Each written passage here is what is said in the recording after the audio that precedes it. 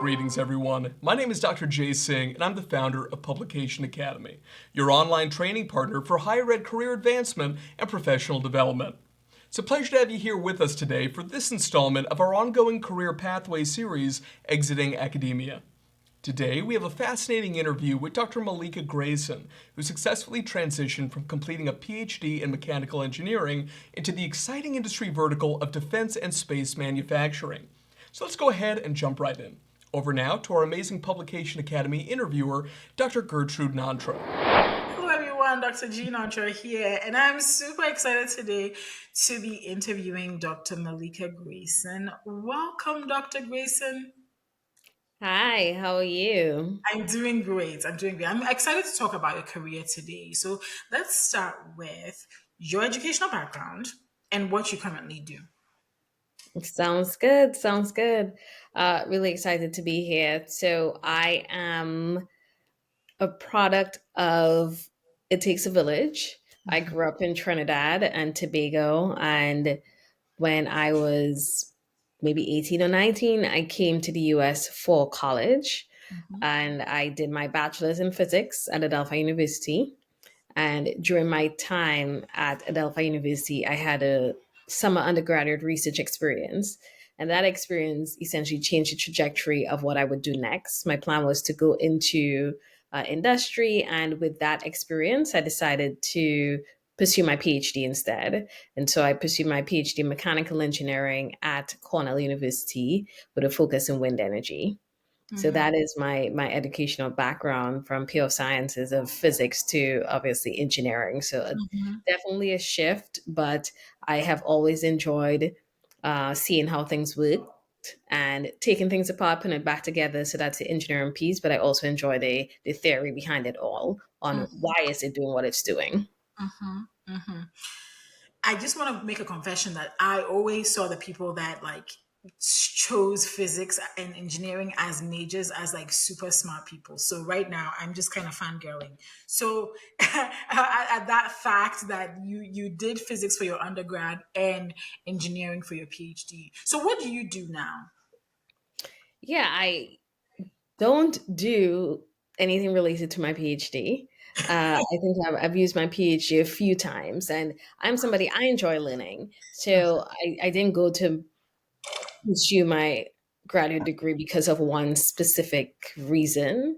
I did it because I was genuinely curious. Because of that semi undergraduate research experience I had, I wanted to learn more about engineering. I wanted to have hands on experience.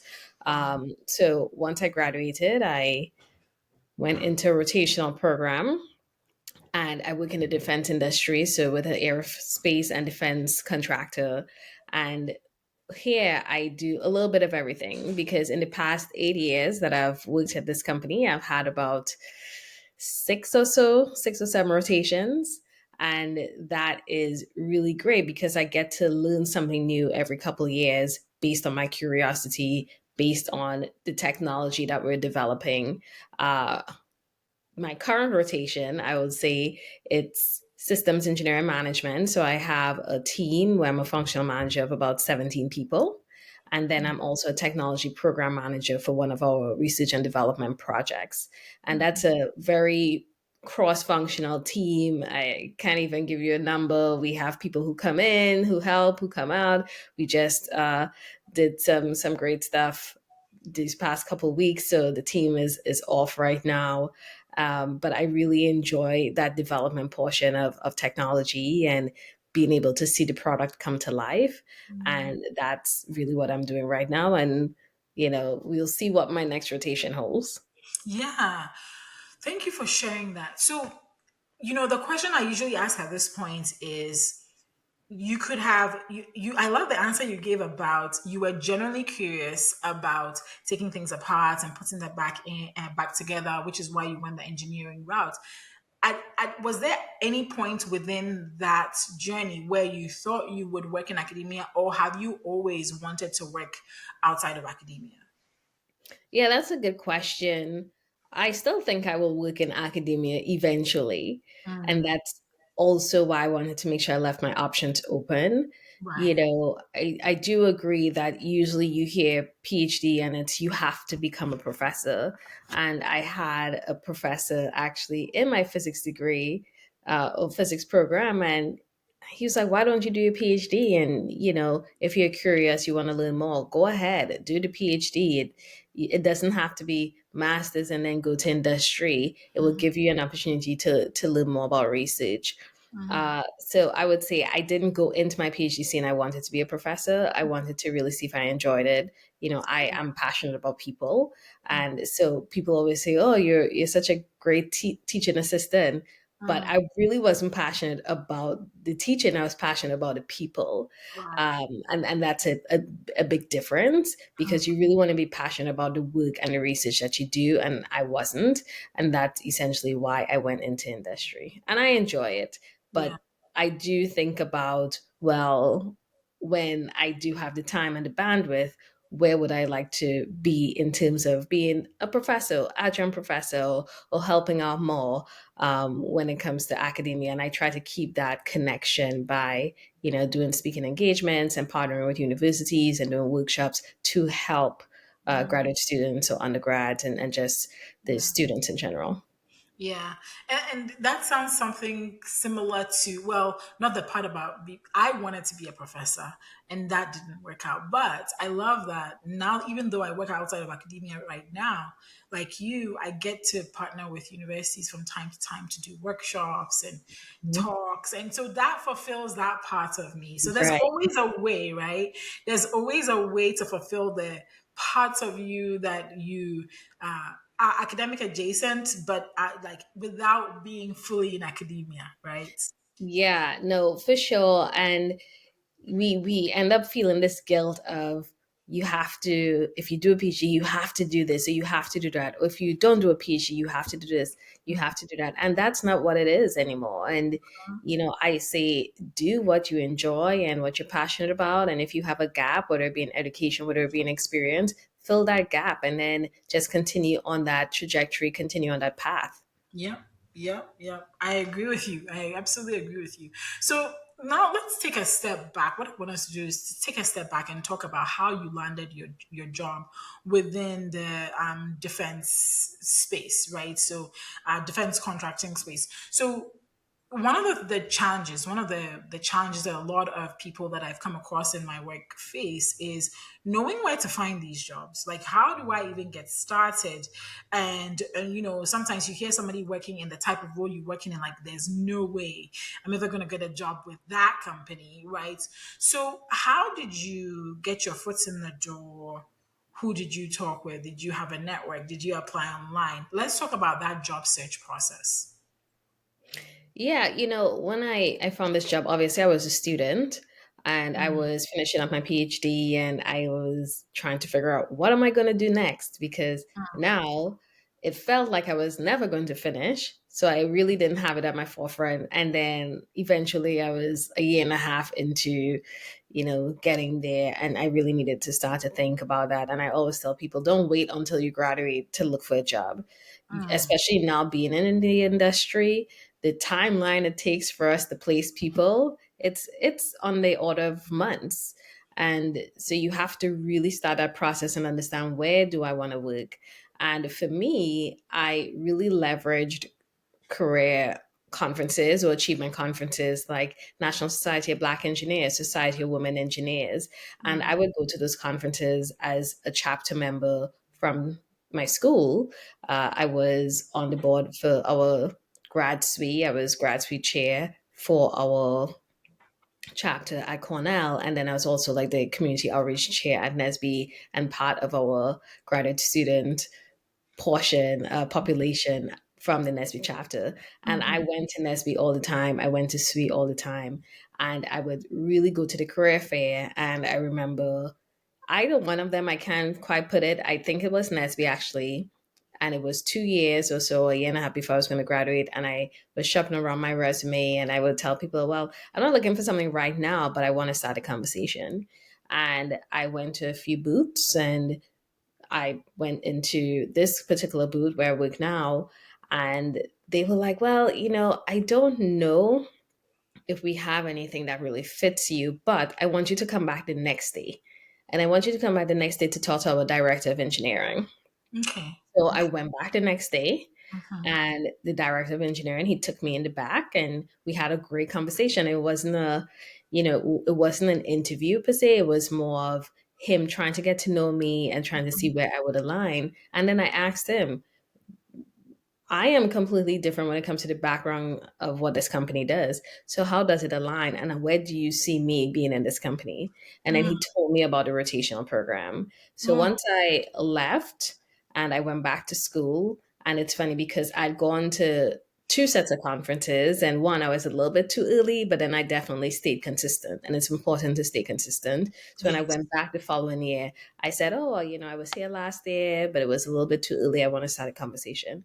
I sent an email. So you talked about network, making sure that you grow that network and you keep that network connection. Mm, And I said, hey, I am 6 months out or 8 months out from graduating. I just wanted to touch base to let you know where I was at in my journey.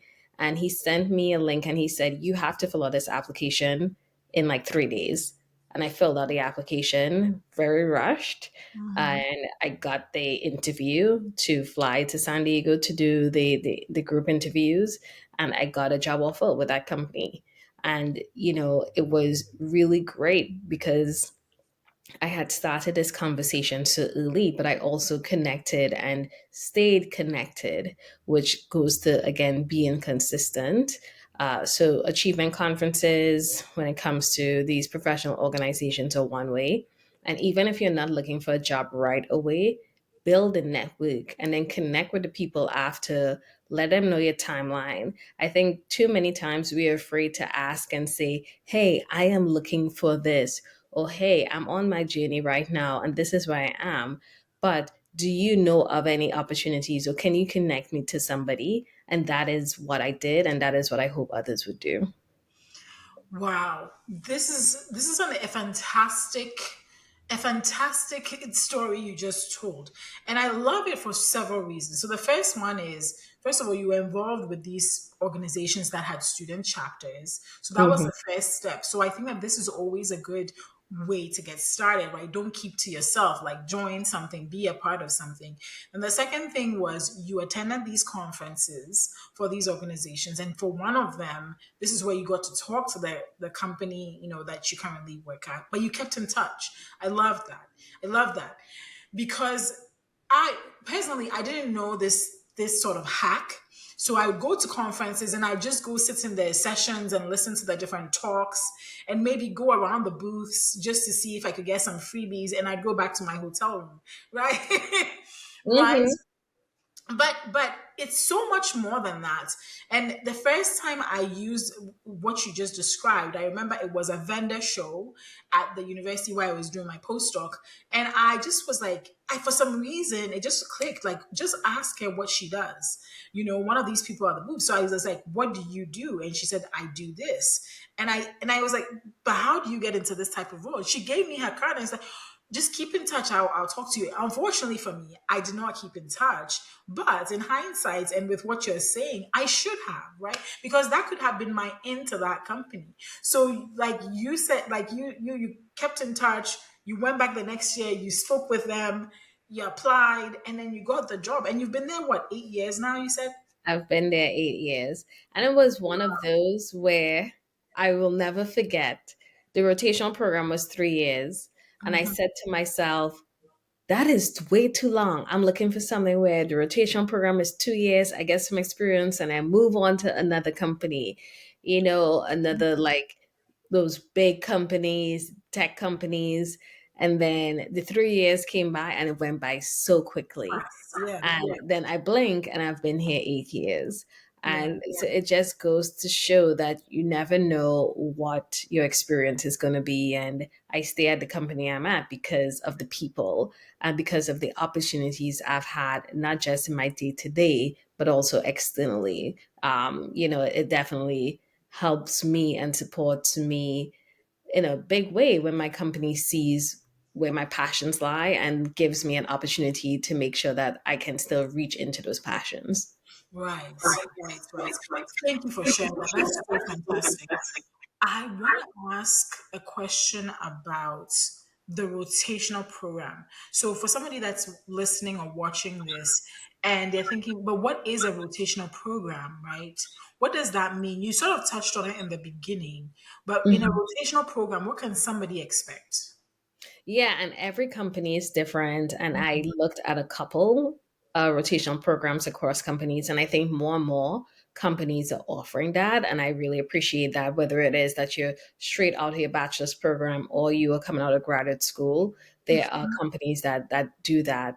A rotational program, you have the opportunity to work in different portions of the business or functions of the business, right? So you wouldn't work on the same thing for 3 years. In my case, I started in California, and I worked on very core engineering, actually related to my PhD, fluid dynamics, and that was great because it brought a familiarity for me. And then in my second rotation, changed locations geographically, went to Virginia, and I worked on strategy and R&D portfolio management. And I had the opportunity to work with one of our CTOs, chief technology officers, and that was really insightful because as an individual contributor, you seeing the problem, right? You're seeing the product, you're working on it, you're rolling up your sleeves. But then on that higher level, you get that bird's eye view of how it all falls together for the mission and for the success of the company. And then my third rotation was a mix of both. And again, different location, different team, different organization. So by the time that I left the rotational program, one, I had this sort of resiliency because you have the opportunity where they kind of pick you up and drop you in uh, New these situations. yeah, exactly, to solve these problems and really help the organization. And so you have this confidence and you're able to leverage the experiences across a breadth of opportunities that you've had or experiences, exposure, and then continue to, of course, develop and put all these things in your resource kit. Wow, that's very helpful. And I think, now that I'm hearing you talk about, I hadn't heard of a rotational program before, but I think it sounds like a really good one for people who are just beginning and need to get their feet wet in the industry, depending on the company, in the industry, so that potentially, because you're basically, it's like cross trained, you can Yeah. function in so many roles. Yeah, I think people should definitely ask if they're talking to companies if they do have rotational programs available for new hires. Yeah, that's great. Thank you for sharing that. Now let's talk a little bit about. Thank you for sharing all of that because that was really helpful. Transferable skills, right? So in academia, we develop a lot of skills. Like when you're getting a PhD, when you're getting a bachelor's, you develop a lot of these. What transferable skills would you say were really important for you when you were having those conversations to get started at this company? Yeah, that's a great question. I like to talk about power skills because as a PhD or even as someone who is not in grad school, but maybe you come from a STEM background, or um, whatever your courses are, you are brilliant. You have that technical savviness. You can solve technical problems, right? But the power skills, and people call them like the soft skills, but the power skills are really how you approach those problems. And so for me, those power skills were really transferable because I was able to work on ambiguous problems, which is what you're doing with your PhD, right? You're working on a problem, you're trying to get to the root cause, you're trying to apply a process, you have to do research, you have to know when to pull back, when to really lean in. And so I was able to really apply those when it comes to leading a team of people. Oftentimes in a lab, you have to lead people, you have to mentor. That is something that is very useful when you go into the industry. And you would be surprised how much you end up using it because it's sort of not even lead in, but influence, because you have to learn how to influence people, especially people who don't report directly to you, so that you are all moving forward towards a common goal. So I would say those are some of the top ones that I have used in I continue to be like, you know what, my PhD really built me for this: tough skin, resilience. That's part of it, right? Yeah. Yeah. Yeah, absolutely. So yeah, I think what you're talking about when you talk about power skills, you're talking more of those leadership, self, Yeah. those leadership Critical skills, thinking. critical thinking, taking initiative, Oh, starting the conversations, right? Influencing people. Yeah, those are really really helpful. It's so interesting. It's the first time. I think this is the first conversation where I've heard somebody talk about the more leadership side of skills. Usually, people talk about like yeah, critical thinking definitely, but like writing or mhm. translating your research. But yeah, it's good to know that like leadership skills and developing those leadership skills are going to be really good, especially because you had talked about the fact that you manage a team. And Yeah. so if you're going to grow into those types of roles, it's going to be important. This has been such a good conversation. As we slowly come to the end of this, Dr. Grayson, I want you to talk to the person that maybe is in the position you were 8, 9 years ago and wants to get into similar things that you do, right? What other piece of advice would you give that person that you haven't touched on? Yeah. You know, Oftentimes we spend a lot of time getting our degree, and we have to come out and do the exact thing that we thought that we wanted. And we want to make this plan, and we want to have a 3-year plan, and it's good, right? These things are good to have. I would just say you have to be flexible, and you have to be open to opportunities, and understand that the plan doesn't always go as planned, and that is okay, because sometimes it's exactly what you needed to get you to where you're supposed to be.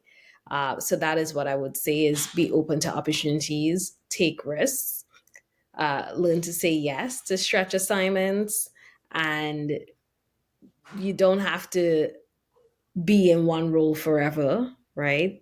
You can pivot. Just because you went to school for one thing doesn't mean you have to do that one thing for the rest of your life. Yeah, That's not what it's about. yeah, It's about continuous learning and continuously adapting and continuously growing into who you want to be. yeah. That is so fantastic, right? You don't have to stick to what you know or what you think you got your degree in. And I made this mistake once before too, when I was looking for opportunities outside of academia, because my degree was in microbiology and immunology. I would look for jobs that had that in the title. And that's such an easy way to get frustrated. But instead, like you're saying, to really look at the sum total of all the experiences and the skills, the power skills you've picked up and how that translates. That's so helpful. Yep, exactly. Absolutely. Well, thank you, Dr. Grayson. This has been such a great conversation. Thank you so much.